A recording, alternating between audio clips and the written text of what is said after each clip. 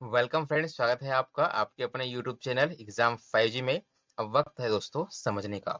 MP GK की यह class number 31 है और आज की इस क्लास का टॉपिक है मध्य प्रदेश के विश्व विरासत स्थल। बहुत ही महत्वपूर्ण टॉपिक है, पूरा वीडियो ध्यान से देखिएगा। एग्जाम में इस टॉपिक से एक प्रश्न बनता ही बनता है। मध्य प्रदेश सामान्य ज्ञान की इस पूरी सीरीज में हम 4000 से अधिक प्रश्नों को कवर करेंगे और सभी के सभी प्रश्न एमसीक्यू के फॉर्मेट में रहेंगे।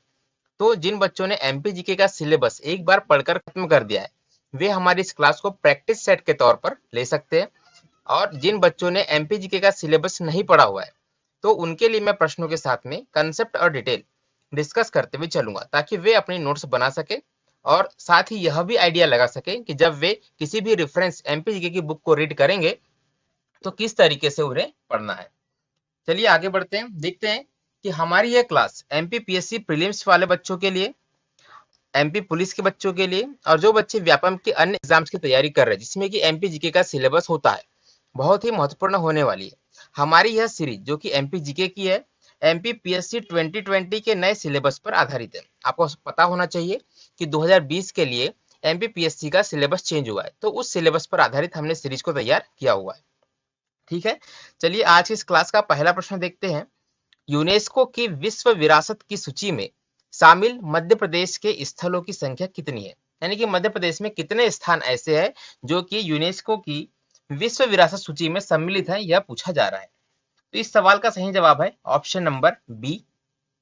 3 ऐसे स्थान है जो कि यूनेस्को वर्ल्ड हेरिटेज साइट की लिस्ट में है। अब वो कौन कौन से वो हम देख लेते हैं। तो सबसे पहला स्थल है, नोट कीजिएगा, यह है खजुराहो के मंदिर। दूसरा स्थल जो सम्मिलित किया गया था वह था सांची का स्तूप। और तीसरा जो स्थल सम्मिलित किया गया था यूनेस्को वर्ल्ड हेरिटेज लिस्ट में, वह है भीम बेटिका की गुफाएं।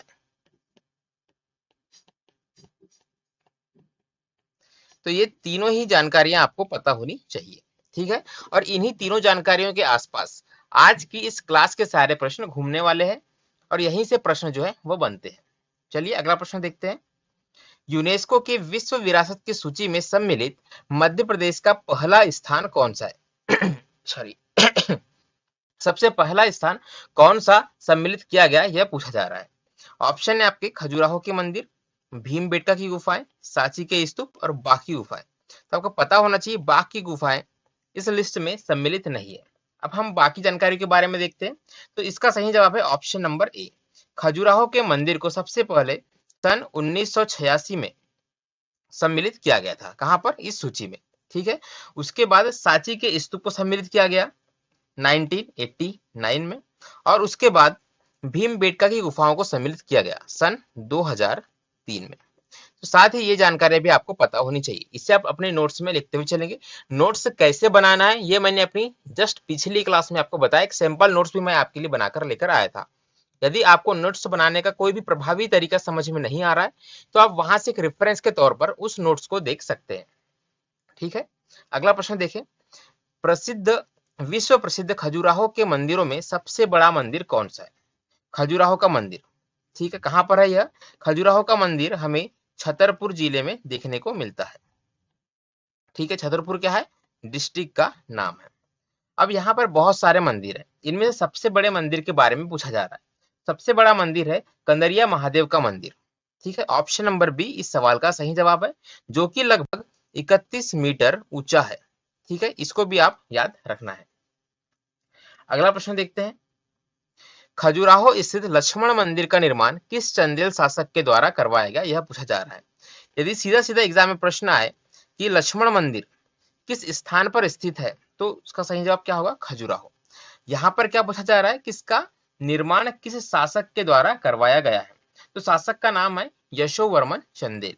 ऑप्शन नंबर सी इस सवाल का सही जवाब हो जाएगा। यदि पूछा जाए कि लक्ष्मण की मंदिर में प्रतिमा किस भगवान की है, तो यहाँ पर लक्ष्मण की प्रतिमा नहीं है, यहाँ पर विष्णु भगवान की प्रतिमा है। ठीक है, ऑप्शन में राम भी हो सकता है, लक्ष्मण भी हो सकता है, तो आप इन दोनों नाम में कंफ्यूज हो सकते हैं। ठीक है, तो ये दोनों ही नहीं है, विष्णु भगवान की प्रतिमा यहाँ पर देखने को मिलती है। अगला प्रश्न देखिए। खजुराहो के मंदिरों का निर्माण किससे हुआ है, मतलब ये किस प्रकार के पत्थरों से निर्माण हुआ है यह पूछा जा रहा है। बेसिकली पत्थर के बारे में पूछा जा रहा है। तो यहाँ पर मंदिरों की संख्या बहुत अधिक है, तो सभी के सभी मंदिर एक ही प्रकार के पत्थर से नहीं बनाए गए। यदि हम बात करें मेजॉरिटी की, तो सबसे ज्यादा मंदिर लाल बलुआ पत्थर से निर्मित है। तो इसलिए यहाँ पर ऑप्शन को यदि देखें तो इसका सही जवाब ऑप्शन नंबर ए हो जाएगा।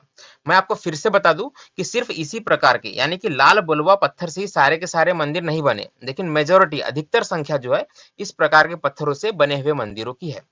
तो इसके लिए इसका सही जवाब ऑप्शन नंबर ए हो जाएगा। अगला प्रश्न देखिए, खजुराहो के मंदिरों में सर्वाधिक प्राचीन मंदिर कौन सा है? सबसे प्राचीन मंदिर के बारे में पूछा जा रहा है। आपके ऑप्शन क्या है यहाँ पर? 64 योगिनी मंदिर, घंटाई मंदिर, दुल्हादेव मंदिर और विश्वनाथ मंदिर।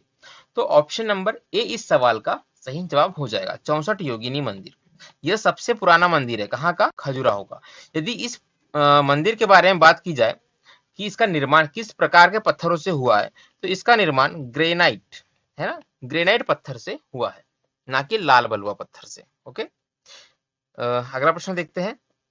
खजुराहो में वह जैन मंदिर जिसमें महावीर स्वामी की माता त्रिशला, तो यहां से हमें क्या जानकारी मिली? महावीर स्वामी की माता का क्या नाम है? तो महावीर स्वामी की माता का नाम है त्रिशला। के 14 स्वप्नों को दर्शाया गया, यानी कि मंदिरों के अंदर चित्रकारी की गई है। और किस चीज की गई है? इन त्रिशला माता के 14 स्वप्नों की चित्रकारी की गई है। उस मंदिर का नाम पूछा जा रहा है। तो इसका सही जवाब हो जाएगा आपका ऑप्शन नंबर सी, ठीक है, घटाई मंदिर। आई होप कि आपको जानकारी क्लियर होगी। यदि पूछा जाए कि महावीर स्वामी कौन से नंबर के तीर्थकर थे जैन धर्म के, तो यह 24वें तीर्थ थे। ठीक है, 24वें तीर्थकर थे। ये अतिरिक्त जानकारी है जो कि कभी कभार एग्जाम में पूछी जाती है। छोटी छोटी जानकारियां पूछ ली जाती है, हमें याद नहीं होता है, तो इनको क्या करना होता है? हमें रिवाइज करते रहना होता है। विश्व प्रसिद्ध खजुराहो के मंदिर वास्तुकला और स्थापत्य कला की दृष्टि से कौन सी शैली में निर्मित है? मध्य प्रदेश में यदि अधिकतर मंदिरों की बात करें तो वह आपको या तो नागर शैली में देखने को मिलेंगे या तो द्रविड़ शैली में देखने को मिलेंगे। यहाँ पर खजुराहो के मंदिर के बारे में पूछा जा रहा है। खजुराहो के सभी मंदिर नागर शैली में निर्मित है, तो ऑप्शन नंबर बी इस सवाल का सही जवाब हो जाएगा। ठीक, अगला प्रश्न देखते हैं। रायसेन जिले में स्थित सांची के स्तूप को यूनेस्को की विश्व धरोहर सूची में कब शामिल किया गया था, यह पूछा जा रहा है। सबसे पहली जानकारी हमें क्या मिली? सांची का स्तूप कहां पर है? यह रायसेन जिले के अंतर्गत आता है, सांची नामक स्थान पर है। ठीक है, अब यहाँ पूछा जा रहा है कि यूनेस्को की लिस्ट में इसको कब शामिल किया गया था। तो स्टार्टिंग में मैंने आपको बताया था 1989 में इसे इस लिस्ट में शामिल किया गया था, तो आपका ऑप्शन नंबर ए सही जवाब हो जाएगा। अगला प्रश्न देखते हैं। मध्य प्रदेश का प्रसिद्ध बौद्ध धार्मिक स्थल सांची पूर्व में किस नाम से जाना जाता था, यानी कि सांची को किन अलग अलग नामों से जाना जाता था, यह बेसिकली पूछा जा रहा है। आपके नाम है काकड़ाएं, काकड़ा दबोट, चेतियागिरी, वेदिसगिरी, बौद्ध श्री पर्वत। तो इन सभी नामों से सांची को जाना जाता था, तो उपरोक्त सभी इस सवाल का सही जवाब हो जाएगा ऑप्शन नंबर डी। अगला प्रश्न है। मध्य प्रदेश में अवस्थित भीमबेटका की गुफाओं को यूनेस्को की विश्व धरोहर की सूची में कब सम्मिलित किया गया था? यदि आपको स्टार्टिंग में बताया था याद हो तो इसका सही जवाब कमेंट बॉक्स में लिखिएगा। इसका सही जवाब है ऑप्शन नंबर बी, 2003। ठीक, ये इसका सही जवाब हो जाएगा। यदि पूछा जाए कि भीमबेटका की गुफाएं किस काल से संबंध रखती है, तो ये गुफाएं प्रागैतिहासिक कालीन है। ठीक है, प्रागैतिहासिक काल की यह गुफाएं है। इसको आप अतिरिक्त जानकारी के रूप में याद रख सकते हैं। अगला प्रश्न देखते हैं। मध्य प्रदेश में प्रागैतिहासिक कालीन भीमबेटका की गुफाओं की खोज किसके द्वारा की गई? इस सवाल का सही जवाब है श्री विष्णु वाकणकर। क्या नाम है इनका? Vishnu Wakankar. Option number A सही जवाब हो जाएगा। यदि ये पूछा जाए कि इन्होंने यह खोज किस सन में की थी, किस सन में, टाइम पीरियड के बारे में पूछा जाए तो 1957, 58, ठीक है, इसके आसपास इन गुफाओं की खोज हुई थी। अगला प्रश्न देखते हैं। भीमबेटका की गुफाओं में किस प्रकार के शैल चित्रों का अंकन है, मतलब कि शैल चित्र में किस प्रकार के चित्र बनाए गए हैं, बेसिकली यह पूछा जा रहा है। तो पहली बात आपको यह बताना है कमेंट बॉक्स में कि भीमबेटका की गुफाएं मध्य प्रदेश के किस जिले के अंतर्गत आती है। ठीक है, यह आप मुझे कमेंट बॉक्स में लिखेंगे क्या कमेंट बॉक्स में, भीम बेटिका यानी कि बीबी डैश और यहाँ पर जिले का नाम। इस फॉर्मेट में आप कमेंट बॉक्स में इसका आंसर दीजिए। मैं आपको शैल चित्रों के बारे में बताता हूँ। यहाँ पर युद्ध आखेट के यानी कि शिकार के, युद्ध के, पशु पक्षियों के, ये मधु संचय के यानी कि जो शहद होता है उसे जमा करने के, धार्मिक और व्यक्तिक, इन सभी प्रकार के चित्रों का अंकन किया गया है। ऑप्शन नंबर डी इस सवाल का सही जवाब हो जाएगा। अगला प्रश्न देखिए, मध्य प्रदेश का वह पुरातात्विक स्थल जिसे यह प्रमाणित होता है कि मध्य प्रदेश आदि मानव की क्रीड़ा स्थली रहा है। ठीक है, क्या रहा है, आदि मानव की क्रीड़ा स्थली रहा है। तो यहाँ से किन चीजों से ऐसा पता चलता है या किन स्थानों से ऐसे साक्ष्य मिले जो कि आदि मानव के बारे में बताते हैं, बेसिकली यह पूछा जा रहा है। तो इस सवाल का सही जवाब हो जाएगा आपका भीमबेटका की गुफाएं। ऑप्शन नंबर ए क्या हो जाएगा इस सवाल का, बिल्कुल सही जवाब हो जाएगा। अगला प्रश्न देखते हैं, मध्य प्रदेश की भीमबेटिका की गुफाएं कौन से समय तक आदि मानव की गतिविधियों का केंद्र है, यानी कि आदि मानव ने किस काल से लेकर किस काल तक इस स्थान पर निवास किया है, यह पूछा जा रहा है। ठीक है, तो इस सवाल का सही जवाब हो जाएगा पूर्व पाषाण काल से मध्य ऐतिहासिक काल। पूर्व पाषाण काल से मध्य ऐतिहासिक काल यानी कि ऑप्शन नंबर ए, ये आपका सही जवाब है। इन सभी बातों को आपको नोट्स में एक एक लाइन में वन लाइनर के रूप में लिखते हुए चलना है ताकि एग्जाम टाइम में आप इसे रिवाइज कर सके। मध्य प्रदेश में स्नेह प्रपात यह किस स्थान पर स्थित है। ठीक है, स्नेह प्रपात के बारे में पूछा जा रहा है। तो स्नेह प्रपात जो है आपको खजुराहो के पास में ही देखने को मिलता है। ऑप्शन नंबर सी क्या हो जाएगा, इस सवाल का सही जवाब हो जाएगा। अब खजुराहो मैंने आपको क्या बताया था, छतरपुर, कहाँ आता है यह खजुराहो, छतरपुर के अंतर्गत। छतरपुर क्या है, एक जिले का नाम है।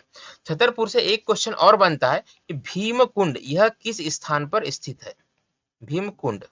ठीक है, अचानक से मुझे याद आ गया भीमकुंड के बारे में, क्योंकि यह प्रश्न एग्जाम में एक बार पूछा गया है भीमकुंड के बारे में। तो यह भी आपको छतरपुर जिले में देखने को मिलता है। एक्चुअली हुआ क्या है कि इस भीमकुंड पर नासा कुछ रिसर्च कर रहा है। ठीक है, यह अमेरिका की एक स्पेस एजेंसी है जो भीमकुंड पर रिसर्च कर रही है, जो कि छतरपुर जिले में, इसलिए यह प्रश्न थोड़ा सा महत्वपूर्ण हो जाता है। अगला प्रश्न देखते हैं, मध्य प्रदेश में यूनेस्को द्वारा कितने स्थलों को विश्व पैतृक स्थल के रूप में घोषित किया गया। प्रश्न वही है जो हमारी इस क्लास का पहला प्रश्न था। स्थलों की संख्या 3 है जो यूनेस्को की सूची में शामिल की गई है।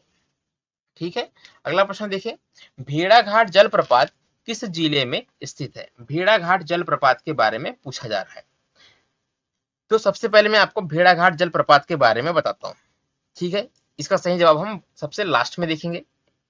तो इस जलप्रपात की ऊंचाई लगभग 18 मीटर है। पहले तो आपको इसकी ऊंचाई के बारे में लिखना है नोट्स में। ठीक है, दूसरी बात कि यह नर्मदा किस नदी पर है, तो यह नर्मदा प्लस बावन है ना, इन दोनों नदी के संगम पर यह स्थित है, नर्मदा नदी और बावन नदी। बावन नदी क्या है, नर्मदा नदी की एक सहायक नदी है।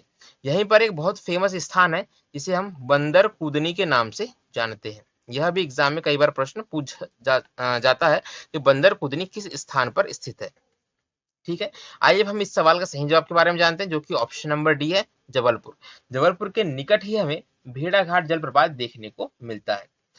इस जलप्रपात की खास बात एक और है, इस स्थान पर ही भृगु ऋषि ने तपस्या की थी। ठीक है, किसने, भृगु ऋषि ने इसी स्थान पर तपस्या की थी, या भृगु ऋषि की यह तपस्या स्थली रहा है, ऐसा हम इसे कह सकते हैं। अगला प्रश्न देखते हैं, प्रदेश का एकमात्र हिल स्टेशन हमारे प्रदेश में यानी कि मध्य प्रदेश में एक ही हिल स्टेशन है, उसका नाम यहाँ पर पूछा जा रहा है। उसका नाम है पचमढ़ी। क्या है, पचमढ़ी। किस जिले के अंतर्गत आता है यह, तो यह आपको होशंगाबाद जिले के अंतर्गत देखने को मिलेगा। कहां पर, होशंगाबाद जिले के अंतर्गत। खास बात क्या है कि पचमढ़ी मध्य प्रदेश का पहला बायोस्फीयर रिजर्व है। क्या है दोस्तों, फर्स्ट बायोस्फीयर रिजर्व। ठीक है, और यदि पूछा जाए कि बायोस्फीयर रिजर्व का दर्जा इसे कब मिला, यह दर्जा इसे 1999 में मिलता है। सन भी आपको याद रखना है। तो इस प्रश्न से इतने जरूरी प्रश्न बन सकते हैं। धुआंधार जलप्रपात किस नदी पर स्थित है, तभी मैंने आपको बताया धुआंधार जलप्रपात आपको नर्मदा नदी पर देखने को मिलता है। तो ऑप्शन नंबर डी इस सवाल का सही जवाब हो जाएगा। कहां पर है? जबलपुर के निकट। कपिल धारा व दूधधारा जलप्रपात किस जिले के अंतर्गत आता है? तो ये दोनों के दोनों जलप्रपात भी हमें नर्मदा नदी के ऊपर ही देखने को मिलते हैं, राइट। तो यह नर्मदा नदी के उद्गम स्थल के समीप ही बनते हैं, जो कि अनूपपुर जिले में है। ऑप्शन नंबर ए इस सवाल का सही जवाब है। अनूपपुर जिला है और अमरकंटक वह स्थान है जहां से नर्मदा नदी निकलती है। अमरकंटक से दो नदियां और निकलती है, एक का नाम है सोन और एक का नाम है जोहिला। ठीक है, तो इन दोनों अतिरिक्त जानकारियों को भी आपको याद रखना है। अगला प्रश्न देखते हैं। मध्य प्रदेश के किस पर्यटन स्थल की खोज कैप्टन वार्डन ने की थी? कैप्टन वार्डन का पूरा नाम क्या है? कैप्टन वार्डन का पूरा नाम है कैप्टन वार्डन फोर्सेथ। ठीक है, अब आप समझ गए होंगे कि इन्होंने किस स्थान की खोज की थी। इस सवाल का सही जवाब है option number A Pachmarhi. Pachmarhi की खोज फोर्सेथ के द्वारा की गई थी। अगला प्रश्न देखते हैं। मध्य प्रदेश की पर्यटन नगरी होने का गौरव किस जिले को प्राप्त है? बहुत ही महत्वपूर्ण प्रश्न है। ठीक है, इसे आपको इंपॉर्टेंट करके नोट करना है। पर्यटन नगरी के नाम से किसे जाना जाता है, यह पूछा जा रहा है। तो शिवपुरी को हम पर्यटन नगरी के रूप में जानते हैं। ऑप्शन नंबर ए इस सवाल का सही जवाब हो जाएगा। अगला प्रश्न देखते हैं। निम्न स्थलों में बंदर कुदनी किस स्थान पर स्थित है? तभी कुछ देर पहले ही मैंने आपको बताया था, बंदर कुदनी आपको भेड़ाघाट के निकट देखने को मिलती है। तो ऑप्शन नंबर सी क्या हो जाएगा? इस सवाल का सही जवाब हो जाएगा। अगला प्रश्न है। पचमढ़ी किस कारण से प्रसिद्ध है? पचमढ़ी में है क्या, यह पूछा जा रहा है। पचमढ़ी एक पहाड़ी सैरगाह है। क्या है? एक पहाड़ी सैरगाह। यहाँ पर पहाड़ियों के प्राकृतिक मनोरम दृश्य हमें देखने को मिलते हैं। ठीक है, इसी कारण से यह प्रसिद्ध है। अगला प्रश्न देखें। अमरकंटक की प्रसिद्धि का क्या कारण है? यानी कि अमरकंटक में हमें कौन कौन से स्थान इनमें से देखने को मिलते हैं, यह पूछा जा रहा है। जैसा कि मैंने आपको बताया कि अमरकंटक तीन नदियों का उद्गम स्थल है। एक तो है नर्मदा, एक है सोन और एक है जोहिला, राइट। नर्मदा, सोन और जोहिला, ये तीन नदियों का उद्गम स्थल क्या है? अमरकंटक है। अब इसकी प्रसिद्धि का कारण पूछा जा रहा है, तो यहाँ पहाड़ी सैरगाह नहीं है, यह बेसिकली क्या, नर्मदा नदी का ही उद्गम स्थल है। तो ऑप्शन नंबर डी इस सवाल का सही जवाब हो जाएगा। अगला प्रश्न देखिए। ठीक है, अगला प्रश्न देखते हैं। मोगली लैंड उत्सव किस राष्ट्रीय उद्यान में मनाया जाता है? किस राष्ट्रीय उद्यान में मनाया जाता है? तो राष्ट्रीय उद्यान की बात की जा रही है, किसके संबंध में? मोगली के संबंध में। ठीक है, तो मोगली का संबंध पेंच राष्ट्रीय उद्यान से रहा है, जो कि सिवनी और छिंदवाड़ा जिले के अंतर्गत आता है। इसका कुछ हिस्सा महाराष्ट्र मतलब कि मध्य प्रदेश के बाहर भी है, जो कि महाराष्ट्र में फैला हुआ है, ऐसा है। ठीक है, अगला प्रश्न देखते हैं। तीर्थराज नाम दिया गया, यानी कि इनमें से किस स्थान को तीर्थराज के नाम से जाना जाता है, बेसिकली यह पूछा जा रहा है। इनमें से अमरकंटक को हम तीर्थराज के रूप में जानते हैं। ऑप्शन नंबर डी इस सवाल का सही जवाब है। और 2005 में इसको पवित्र स्थल होने का गौरव प्राप्त हुआ था। 2005 ये सन भी आपको याद रखना है, जब इसे पवित्र स्थल घोषित किया गया था। अगला प्रश्न देखते हैं। रेवा कुंड खालिस्तान में स्थित है। रेवा कुंड किस स्थान पर, यह पूछा जा रहा है। तो रेवा कुंड हमको मांडू में देखने को मिलता है। ऑप्शन नंबर डी इस सवाल का सही जवाब है। ठीक है, रेवा कुंड कहां पर? मांडू में। अगला प्रश्न देखिए। यदि आप डचेस फॉल, महादेव पहाड़ी, अप्सरा विहार और पांडव गुफाएं देख रहे हैं, तो आप इनमें से किस स्थान पर है? कौन कौन से स्थान है? डचेस फॉल, महादेव पहाड़ी, अप्सरा विहार और पांडव गुफाएं। सारे के सारे स्थान हमें पचमढ़ी में देखने को मिलते हैं। ऑप्शन नंबर डी इस सवाल का सही जवाब हो जाएगा। अगला प्रश्न देखिए कि भेड़ाघाट कहाँ स्थित है। यह प्रश्न हम डिस्कस कर चुके हैं। यह हमें जबलपुर के नजदीक देखने को मिलता है, जबलपुर जिले के अंतर्गत है। निम्न में से कौन सा मध्य प्रदेश का हिल स्टेशन है? तो मध्य प्रदेश में अभी मैंने आपको बताया था कि सिर्फ एक ही हिल स्टेशन है, जिसे हम किस नाम से जानते हैं? पचमढ़ी के नाम से जानते हैं। अब यदि आप सोच रहे हैं कि सर प्रश्न रिपीट कर रहे हैं ना, तो रिपीट करने से क्या हो रहा है, हमारा रिवीजन हो रहा है। तो यह प्रश्न जो हम रिवाइज कर रहे हैं, यह परमानेंटली आपके जहन में बैठने वाले हैं और एग्जाम में इनमें से ही प्रश्न आते हैं जो कि रिपीट हो रहे हैं। आप पुराना पेपर उठा करके देख सकते हैं। ठीक है। साथ ही यहाँ पर बाजू में लिखा आ रहा है कि कौन से सन में किस एग्जाम में यह प्रश्न आया हुआ था। यहाँ पर एक ही नाम है, लेकिन बहुत सारे एग्जाम में, लगभग सभी एग्जाम्स में यह प्रश्न देखने को मिलते हैं। इनमें से एक ना एक प्रश्न देखने को जरूर मिले। मध्य प्रदेश का प्रथम पर्यटन नगर होने का गौरव किस स्थान को प्राप्त है? क्या? प्रथम पर्यटन नगर। तो इसे हम शिवपुरी को यह दर्जा दिया गया है। ऑप्शन नंबर सी इस सवाल का सही जवाब हो जाएगा। शिवपुरी में कौन सा राष्ट्रीय उद्यान है? तो यहाँ पर आपको माधव नेशनल पार्क देखने को मिलता है। क्या मिलता है? Madhav national park. अगला प्रश्न है, चित्रकूट किस नदी के किनारे है? यह प्रश्न भी बहुत बार एग्जाम में आता है। चित्रकूट हमें मंदाकिनी नदी के किनारे पर देखने को मिलता है। ऑप्शन नंबर डी इस सवाल का सही जवाब है। किस स्थान को मध्य प्रदेश का पहला जल पर्यटन केंद्र कहा जाता है? ठीक है, यह प्रश्न बहुत ही महत्वपूर्ण है, बहुत सारे एग्जाम में पूछा गया है, इंपॉर्टेंट, इसको लगाइए और डेफिनेटली आप इसको याद रखिएगा लंबे टाइम तक, भूलना नहीं है। ठीक है, तो जल पर्यटन केंद्र के बारे में पूछा गया है। तो यह हम हनुमंतिया टापू को, जो कि एक कृत्रिम रूप से बनाया गया टापू है, उसे यह दर्जा दिया गया है। इसको हनुमंतिया टापू को। ऑप्शन नंबर सी इस सवाल का सही जवाब हो जाएगा। अगला प्रश्न देखते हैं, मध्य प्रदेश में सबसे महत्वपूर्ण नदी द्वीप कौन सा है? मतलब कि जो नदी द्वीप है, द्वीप का मतलब क्या है? ऐसा स्थान जो कि चारों तरफ से पानी से घिरा हो। ये आपका स्थान हो गया, ये चारों तरफ आपका वाटर से घिरा हुआ है, तो इसे हम क्या कहेंगे? द्वीप कहेंगे। नदी के पानी से घिरा हुआ है तो हम इसे नदी द्वीप कह देते हैं। इस सवाल का सही जवाब है ओमकारेश्वर। ठीक है, ऑप्शन नंबर बी। यदि यहाँ पर हनुवंतिया ऑप्शन होता, जो कि हमारे पिछले प्रश्न में लिखा हुआ था हनुवंतिया टापू, तो वह भी एक द्वीप के समान ही बनाया गया है, उसको आप अतिरिक्त रूप से याद रखिएगा। बाकी इस सवाल का सही जवाब है ओमकारेश्वर। ठीक, निम्नलिखित में से कौन सी गर्मियों की छुट्टियों के लिए मुगलों के लिए घूमने की जगह थी? यानी गर्मियों की छुट्टियां मुगलों के लिए भी होती थी, ठीक है, जैसे अभी बच्चों के लिए होती है जो कि स्कूल में पढ़ते हैं, तो वैसे मुगल भी गर्मियों की छुट्टियां बिताने के लिए किस स्थान पर घूमने आते थे मध्य प्रदेश में, यह पूछा जा रहा है। उस स्थान का नाम है आगर मालवा। ठीक है, ऑप्शन नंबर ए इस सवाल का सही जवाब है, बहुत ही महत्वपूर्ण है, एग्जाम में पूछा जाता है। तो इस प्रकार हमारी आज की क्लास समाप्त होती है। हमने इस टॉपिक से बनने वाले सभी प्रश्नों को लगभग लगभग देख लिया है। आई थिंक कि इस टॉपिक से इस क्लास के बाद प्रश्नों के जाने की संभावना बहुत ही कम है।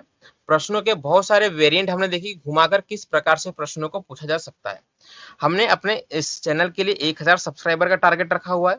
जिस दिन यह टारगेट पूरा होगा उस दिन एमपीपीएससी का कोर्स मैं लॉन्च करने वाला हूँ। 3 सब्जेक्ट मैं आपको फ्री ऑफ कॉस्ट और पूरा सिलेबस पढ़ाने वाला हूँ एमपीपीएससी मेंस का।